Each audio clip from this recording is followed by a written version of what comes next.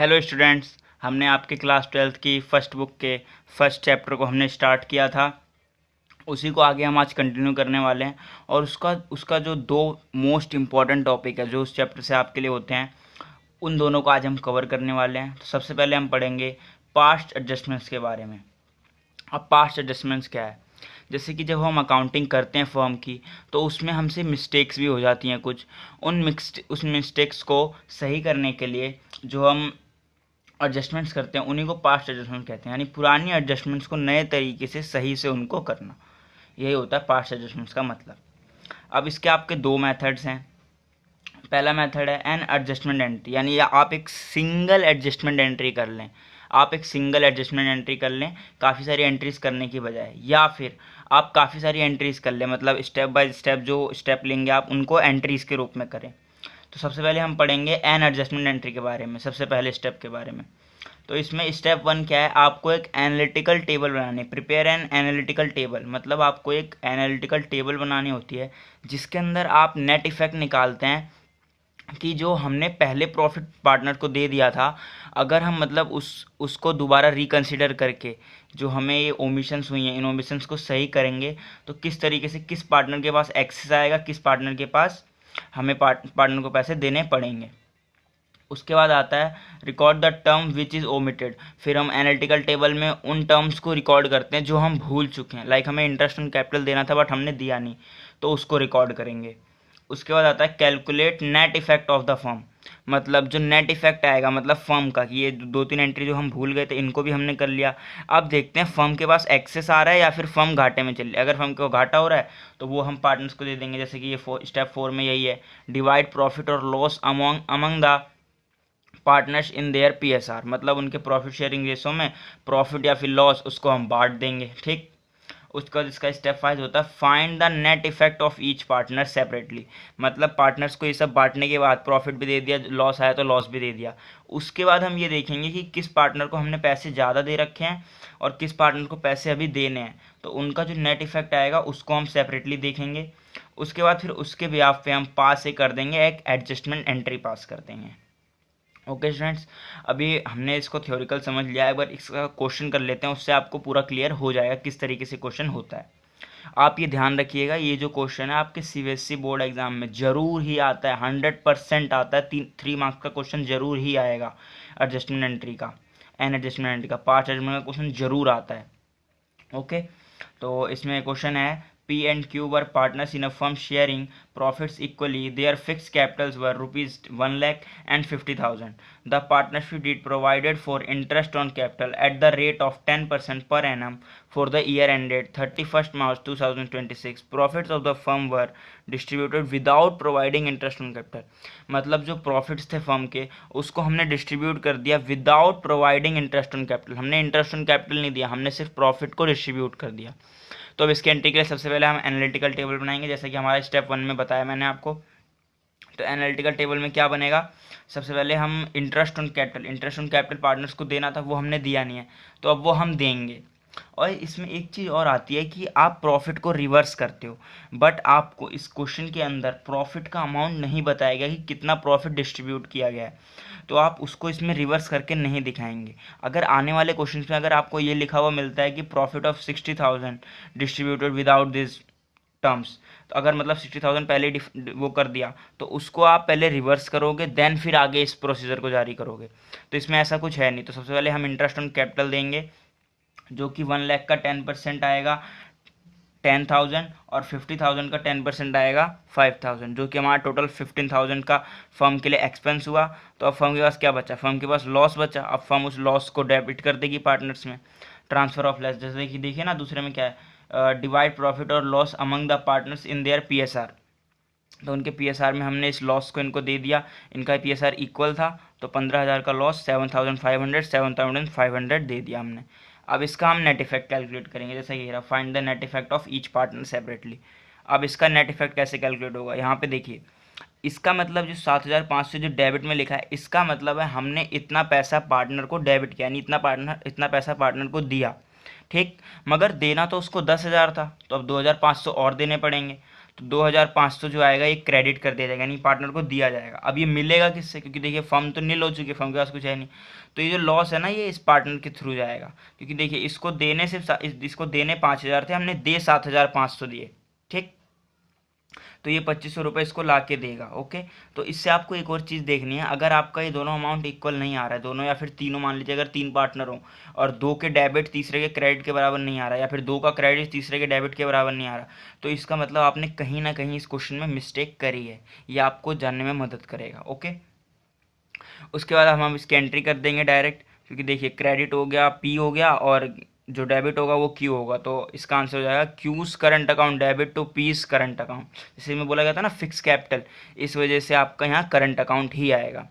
तो ये 2500 और 2500 दोनों में आ जाएगा, ओके। उसके बाद इसमें आता है जो दूसरा तरीका है, when adjustment journal entries are pass, मतलब इसमें आपको नॉर्मली जर्नल एंट्री पास करना है, जैसे आपने एनालिटिकल टेबल बनाई वैसा कुछ नहीं करना। मैं आपको एक और चीज़ बता दूं कि मोस्टली आपका जो 95% चांसेस होते हैं कि वो जो पास्ट एडजस्टमेंट में क्वेश्चन आता है वही वाला आता है, आपको ये नॉर्मली जर्नल एंट्री वाला नहीं आता। उसमें आपको बोलेगा pass an adjustment entry, pass an adjustment entry, अगर एन एडजस्टमेंट एंट्री बोले यानी आपको केवल एक एडजस्टमेंट एंट्री पास करनी है, जो कि हमने पिछले में देखा। तो आइए अभी इसको भी देख लेते हैं, जो कि आपकी प्रैक्टिस में काफ़ी ज़्यादा हेल्प करेगा। तो इसकी एंट्रीज क्या होती है, सबसे पहले होती है adjustment entry for the item which are to be credited to partners capital account. वो एंट्रीज जो पार्टनर्स कैपिटल अकाउंट में हमें क्रेडिट करने हैं, यानी पार्टनर को देना है। For example interest on capital हो गया, ये हमें पार्टनर को देना होता है ना, मगर हमने दिया नहीं था, तो हम इस तरीके से देंगे P and L adjustment account debit to partners capital और करंट अकाउंट, पार्टनर्स के कैपिटल और करंट अकाउंट में हम इसको दे देंगे, ठीक। उसके बाद आता है adjustment entry for the item which are to be debited to partners capital account, मतलब वो टर्म्स जो हमें पार्टनर्स के कैपिटल अकाउंट में डेबिट करनी थी। For example interest on drawing, interest drawing हमें पता है कि हमें पार्टनर से लेना होता है, ओके। तो ये आ जाएगा, ठीक। तो इसकी एंट्री क्या बनेगी, पार्टनर्स कैपिटल और करंट अकाउंट डेबिट टू पे एंड एल एडजस्टमेंट अकाउंट, वही इसकी अपोजिट एंट्री बनेगी, क्योंकि इसमें हम डेबिट करेंगे उसमें क्रेडिट कर रहे थे, ओके। अब इसके बाद जो इसका मोस्ट इंपॉर्टेंट चीज़ होता है वो होता है इसमें हमें जो नेट प्रॉफिट है और लॉस है उसको कैलकुलेट करना होता है, ओके। अगर मान लीजिए प्रॉफिट होता तो एंट्री क्या होगी, प्रॉफिट होता तो जो पार्टनर है वो क्रेडिट हो जाएगा, जाहिर सी बात है। तो P and L adjustment account debit to partners capital और करंट अकाउंट, और यही अगर हमारी फर्म को लॉस होता है तो इसकी रिवर्स एंट्री मार देंगे, पार्टनर्स कैपिटल और current account debit to P and L adjustment account, okay, to P and L adjustment account, okay. उस मान लेते अब जो हमने इसको कर लिया है, लेकिन हम इसका एक क्वेश्चन देख लेते हैं ताकि आपको क्लियरिटी हो जाए, ओके। फॉर एग्जाम्पल एक क्वेश्चन है, PQR are partners in a firm. Their capital accounts as on 1st April 2023 were 3 lakh, 1.5 lakh and 1.5 lakh, यानी 3 lakh, 1.5 lakh respectively, as per the partnership deed, जो कि पार्टनरशिप डीड के through बताया गया। क्या क्या बताया गया है, सबसे पहले R was to be allowed a remuneration of 36,000 per annum, मतलब उसको पूरे साल के लिए 36,000 का एक रिम्यूनरेशन दिया जाएगा, जो कि दिया जाएगा आर को, किसको दिया जाएगा, आर को। उसके बाद आता है interest at the rate 5% per annum was to be provided on capitals, okay. जो इंटरेस्ट है वो 5% दिया जाएगा पार्टनर्स की कैपिटल पे, जो कि है ना ये 3 लाख, 1.5 लाख, इस पे इंटरेस्ट दिया जाएगा, ओके। उसके बाद आता है profits were to be distributed in the ratio of 2:1 ignoring the above terms, net profit of rupees 1.8 lakh for the year ended 31 March 2024 was distributed equally, मतलब जो है इन्होंने इन सब चीज़ों को ध्यान नहीं दिया कि 2:1 में देना था और 5% पर एनम इंटरेस्ट देना था, रिम्यूनरेशन देना, इन्होंने कुछ नहीं देखा, इन्होंने बस 1,80,000 को लिया बांट दिया इक्वली। तो इसमें मिस्टेक होगी ना। अब हम इसको किस तरीके से करेंगे, आइए सॉल्व करते हैं। सबसे पहले जो हमने इन पार्टनर्स को जो प्रॉफिट दिया, मैंने अभी आपको पीछे बताया जो हमने उस वाले क्वेश्चन में करा, कि अगर आपको बता रखा है कि कितना आपका प्रॉफिट का अमाउंट पहले ही गलती से बांटा गया, तो आप उसको रिवर्स एंट्री जरूर करेंगे। तो इसमें रिवर्स एंट्री होगी 1,80,000 की, क्या होगी, P's capital account debit 60,000, Q's capital account debit 60,000, R's capital account debit 60,000 to P and L adjustment account 1,80,000, okay. Profit जो था हमने रिवर्स कर लिया, पार्टनर्स को पहले हमने क्रेडिट किया था, अब डेबिट कर दिया, नॉर्मल सी जनरल एंट्री, बस आपको प्रैक्टिस करते रहना है। उसके बाद आता है सबसे पहले हमें क्या करना था, रिम्यूनरेशन देना था 36,000 का, ठीक है, आर को। तो हम रिम्यूनरेशन देंगे P and L adjustment account debit 36,000 to R's capital account 36,000, okay, कि इसमें हम क्रेडिट कर देंगे, रिम्यूनरेशन हम पार्टनर को दे रहे हैं। उसके बाद आता है P&L adjustment account debit to P's capital account, Q's capital account, R's capital account. अब ये क्या है? ये बेसिकली आपका इंटरेस्ट ऑन कैपिटल है, जो कि ये बोला गया था कि इस पे 5% का इंटरेस्ट देना है, यानी 3 लाख पे 5% यानी 15,000, 1.5 लाख पे 5% यानी 7,500, और इस पे भी 7,500। तो ये तीनों पार्टनर्स को इंटरेस्ट दे दिया गया। ओके, अब हमने हमारा जो लास्ट स्टेप क्या था इसमें था कि नेट प्रॉफिट या फिर लॉस को हम कैलकुलेट करेंगे। अब ये कैलकुलेट कैसे करेंगे? अब देखिए, फर्म के पास 1,80,000 वापस आ चुके हैं क्योंकि उन्होंने डेबिट कर लिया, पार्टनर को वापस आ चुके हैं। फिर उसने 36,000 एक आर पार्टनर को दे दिया जो कि उसका रिम्यूनरेशन का था, और फिर उसके बाद आता है इंटरेस्ट ऑन कैपिटल, वो भी 30,000 का दे दिया। तो अब बचा कितना फर्म के पास? 1,14,000 बचा ना। तो अब इसकी एक और एंट्री बनेगी जो कि इसकी मेन एंट्री है, लास्ट एंट्री। इसमें क्या होगा, आप नॉर्मली प्रॉफिट को डिवाइड कर देंगे पार्टनर्स में, ठीक, जो आपका रेशियो है 2:1 में।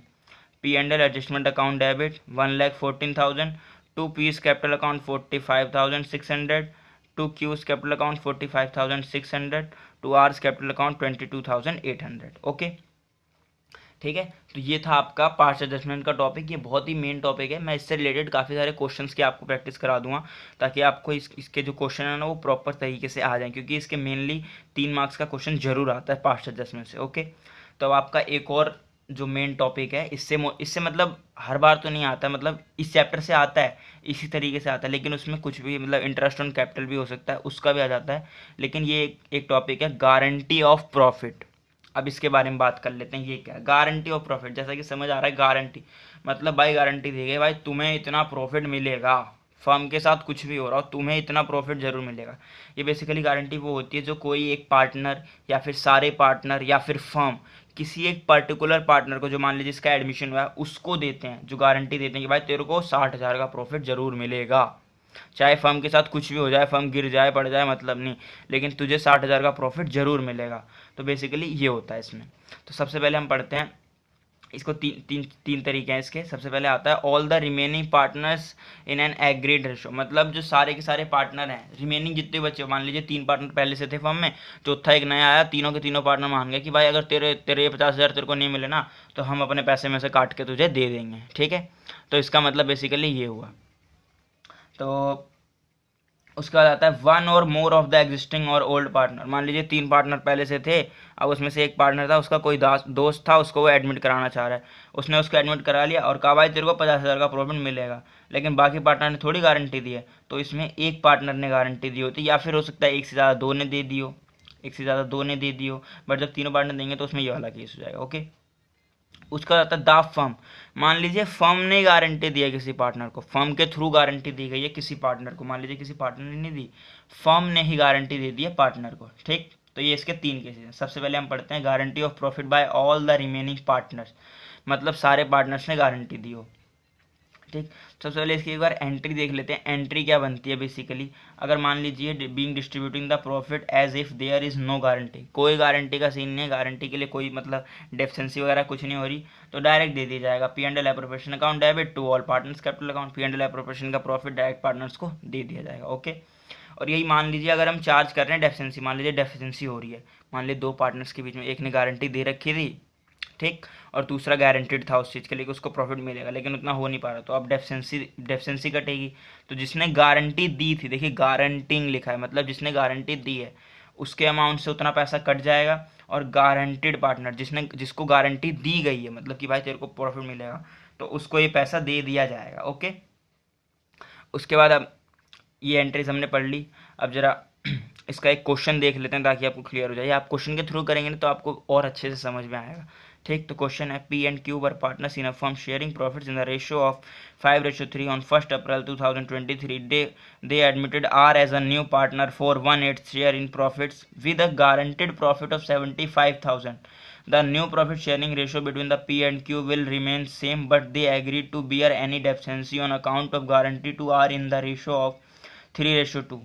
Profit of the firm for the year ended 31st March 2024 was 4 lakh. Okay, तो इन्होंने क्या बोला इस क्वेश्चन में, बेसिकली ये है कि एक पार्टनर आ रहा है नया जिसका नाम है आर, ठीक है, वो आ रहा है 1/8 शेयर के लिए, ठीक, और उसको जो प्रॉफिट गारंटी किया जाए वो कितना गया है, 75,000 का उसको प्रॉफिट दिया जाएगा। ओके, 75,000 का उसको प्रॉफिट दिया जाएगा, और न्यू प्रॉफिट शेयरिंग रेशो जो है पी एंड क्यू का रिमेन सेम रहेगा, but they agree to bear any deficiency, अगर कोई डेफिनेंसी होती है तो उसको 3:2 में वो बियर करेंगे। ओके, तो आइए इसको सॉल्व कर लेते हैं।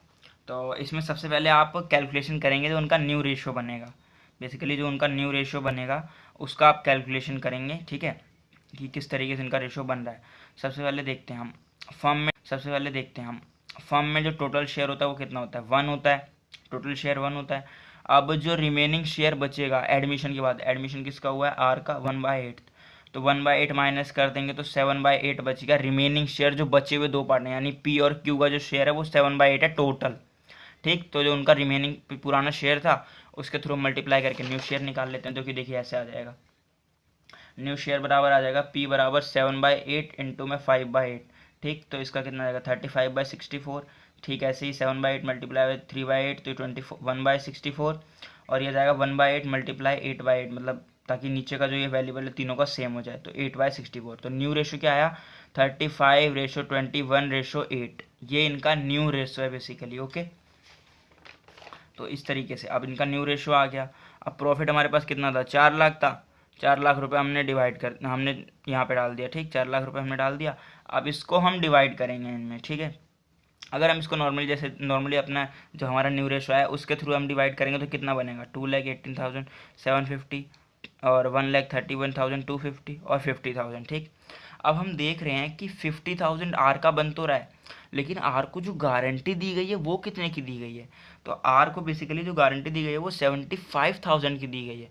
और कहा गया अगर कोई भी मतलब डेफिशिएंसी होती है, चाहे 5,000, 10,000, 20,000, जितने की भी होती है, उसको पी एंड क्यू 3:2 में उसको डेफिशिएंसी को मेट करेंगे, मतलब उसको पैसे देंगे, ठीक। तो इसके लिए हम बेसिकली तीनों में हमने डिवाइड कर दिया, जो हमारा रेशो आया 35:21:8 में, ठीक। अब हमने इनको बांट दिया। अब उसके बाद आता है डेफिशिएंसी।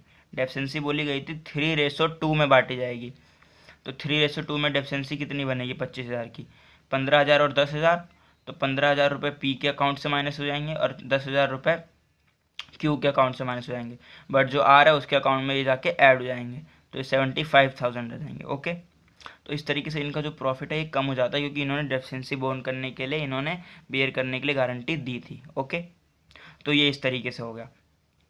अब उसके बाद आता है, उसके बाद आपका बी पार्ट आता है, जो कि है guarantee of profit by one और मोर ऑफ द एग्जिस्टिंग और ओल्ड पार्टनर। इसमें बेसिकली क्या होता है, मतलब ये कुछ अलग नहीं है, सेम ही है एक तरीके से देखा जाए। इसमें ये होता है कि एक या फिर दो पार्टनर ही सिर्फ गारंटी देते हैं। जैसे मान लीजिए इसी क्वेश्चन में था, मान लीजिए इसी क्वेश्चन में अगर सिर्फ पी ने गारंटी दी होती आर को कि भाई तुम्हारा जो भी डेफिशिएंसी होगा वो मैं अकेले बियर करूंगा, तो वो अकेले बियर कर लेता, तो जो क्यू का शेयर है वो तो उतना का उतना, क्यू का जो प्रॉफिट है वो उतना का उतना रह जाता था, 1,31,250। याद रखिए इसमें प्रॉफिट शेयर इनका बदलेगा, प्रॉफिट शेयर इसका जरूर बदलेगा, क्योंकि इसने गारंटी बेशक ना दी हो, बट जो फर्म में जो बंदा आया उसने इसका भी उसने इसके हिस्से का भी कुछ प्रॉफिट रख लिया है, क्योंकि वो 1/8 का हो गया ना, तो जो बाकी बचा हुआ शेयर है उसमें ये बनेगा, ठीक। ठीक है, बेसिकली मतलब क्या है कि अगर सिर्फ एक पार्टनर, मान लीजिए एक या उससे ज़्यादा पार्टनर ने करा है, मान लीजिए एक ही पार्टनर ने करा है, तो जो दूसरा पार्टनर है उसको डेफिशिएंसी बोन नहीं करनी पड़ेगी, लेकिन जो उसका प्रॉफिट शेयर है वो उसका चेंज होगा। तो ये 1,31,000 इसको टोटली मिल जाता अगर सिर्फ पी ने डेफिशिएंसी बोन करी होती तो, ठीक है। उसके बाद आता है, उसके बाद आपका अगला पार्ट आता है जो कि है guarantee given by the firm to a partner. मतलब जो है अब किसी पार्टनर ने, एक पार्टनर ने दूसरे पार्टनर को, दो पार्टनर ने तीसरे पार्टनर को नहीं दी, ये तो फर्म ने ही गारंटी दे दी है नए वाले पार्टनर को। तो इसमें 3-4 चीज़ें बनती हैं। सबसे पहले हम देखते हैं profit of the firm sufficient and profit share of the guaranteed partner is more than the guaranteed profit. मतलब क्या है कि जो प्रॉफिट ऑफ द फर्म है वो सफिशिएंट प्रॉफिट है फर्म के पास, कि फर्म उस जो नया पार्टनर आया है उसको दे सके उसकी गारंटेड प्रॉफिट। मान लीजिए गारंटी दी गई है पार्टनर को 50,000 की, और उसका रेशो था 5:3:2 में उसका टू उसका शेयर था, ठीक, 2 उसका शेयर था। मान लीजिए फर्म को जो प्रॉफिट हो गया, वो हो ही 5 लाख का गया है, तो जो वो तीसरा पार्टनर था उसका उसका तो वैसे ही 1 लाख का उसको प्रॉफिट मिलेगा। तो जब उसे 1 लाख का प्रॉफिट मिलेगा तो उसको ऐसा नहीं कि हम उसको 50,000 ही देंगे, नहीं, हम उसे 1 लाख ही देंगे। तो ये इसका पहला केस बन गया, प्रॉफिट सफिशिएंट था, फर्म ने गारंटी दी थी, बट जब प्रॉफिट ही सफिशिएंट होगा तो उस गारंटी का कोई मतलब बनता नहीं है, बस हम डायरेक्ट उसे 1 लाख दे देंगे, ठीक। उसके बाद आता है profit of the firm sufficient for guaranteed partner but profit of remaining partner reduce, मतलब फर्म के पास मान लीजिए इसी केस में, ठीक है, इसी केस में मान लीजिए फर्म को प्रॉफिट होता है, फर्म को प्रॉफिट हो जाता है, मान लीजिए 1 लाख का हुआ, सिर्फ 1 लाख का प्रॉफिट, फर्म को 1 लाख का प्रॉफिट हुआ, फर्म के पास पूरा 1 लाख रुपए है, ठीक। जो नया वाला पार्टनर था उसको गारंटी कितने की थी, 50,000 की, ठीक है। तो इसमें क्या होगा, जो 50,000 है वो पहले उसको जो गारंटी दी गई है उसको दे दिया जाएगा, फिर जो आपका 50,000 बचेगा ना, उसमें जो रिमेनिंग पार्टनर थे 5:3 में बांटेंगे। तो इससे क्या होता है, बेसिकली उनका जो प्रॉफिट शेयर होता है ना वो कम हो जाता है, प्रॉफिट उनका कम हो जाता है, ये लिखा है ना, रिमेनिंग पार्टनर्स का प्रॉफिट रिड्यूस हो जाता है, ठीक। इसका तीसरा पार्ट क्या है, profit of the firm is not sufficient for guarantee, मतलब जो प्रॉफिट है फर्म का वो गारंटी के लिए सफिशिएंट नहीं है। फर्म को मान लीजिए प्रॉफिट ही 40,000 का हुआ, अब 50,000 की हमने गारंटी दे रखी है, भाई उसको तो 50,000 देना पड़ेगा ना, तो 40,000 रुपये तो उसे फर्म देगी, बट जो 10,000 है वो पार्टनर्स दे देंगे, यानी जो पार्टनर्स रिमेनिंग थे उनको प्रॉफिट नहीं मिला, उनको लॉस मिला, लेकिन 10,000 का मिला, उनको बियर करना पड़ा, ठीक। इसका फिर चौथा पार्ट होता है फर्म इनकर्स लॉस, मतलब फर्म को ही लॉस हो गया पूरे साल में, फर्म को भाई प्रॉफिट हुआ ही नहीं है, फर्म को ही लॉस हो गया, ठीक।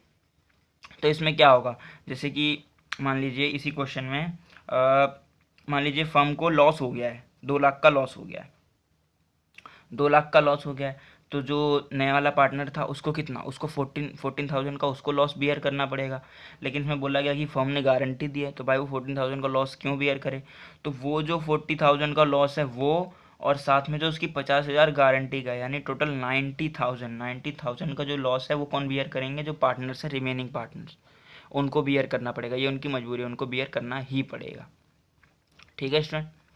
तो स्टूडेंट इसी के साथ आपका ये जो चैप्टर है वही ख़त्म होता है। अब इस चैप्टर की जो मोस्ट इंपॉर्टेंट क्वेश्चन है, जो आपके मेनली मिड टर्म में भी आते हैं, प्री बोर्ड में भी देखे जाते हैं जिस तरीके के क्वेश्चन, और मेनली आपके CBSE बोर्ड 2026 में देखे जाएंगे, उस तरीके के क्वेश्चन की मैं आपको प्रैक्टिस करा दूँगा, उसके ऊपर भी एक वीडियो बना दूँगा। तब तक के लिए अगर आपको हमारी वीडियोज़ पसंद आ रही हैं तो प्लीज़ लाइक करें, और अगर आप अपनी पढ़ाई को इसी तरीके से कंटिन्यू करना चाहते हैं तो प्लीज़ चैनल को सब्सक्राइब करें, और आपने काफ़ी सारे जो आपके दोस्त हैं, क्लासमेट्स हैं, उनके साथ भी इस वीडियो को शेयर करें ताकि उनकी भी थोड़ी हेल्प हो सके इस चीज़ के थ्रू, ठीक है। तब तक के लिए thanks for watching, love you, जय हिंद।